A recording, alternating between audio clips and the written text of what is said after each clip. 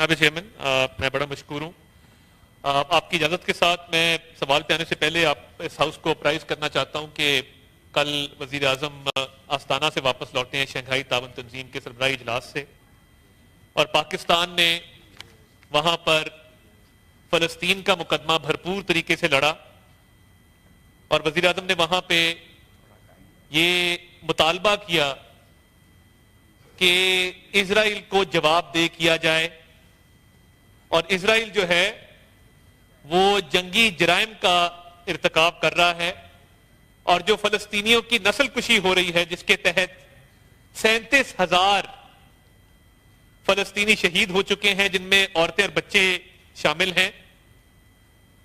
20 lakh फलस्तीनी displace हो चुके हैं, अपने घरों से नकल मकानी करने पर मजबूर हैं। तो इस सारी सूरत हाल में पाकिस्तान का मौकफ यह था कि 1967 से पहले की जो बाउंड्री है और आजाद फलस्तीनी रियासत को 1967 की बाउंड्री के तहत तस्लीम किया जाए, जिसका दारुल हुकूमत अल-कुद्स हो, और इन जंगी जराइम को फौरी तौर पे रोक के सीज फायर करवाया जाए। और इस्लामोफोबिया के हवाले से बात हुई तो मैं चाहता था कि इस वक्त जो गजा की और रफा की सूरत हाल है कि जहां पे कोई पुरसाने हाल नहीं है, जहां पे अस्पतालों पर बमबारी की जा रही है, जहां पर औरतों और बच्चों को निशाना बनाया जा रहा है, और जहां पर यह सूरत हाल है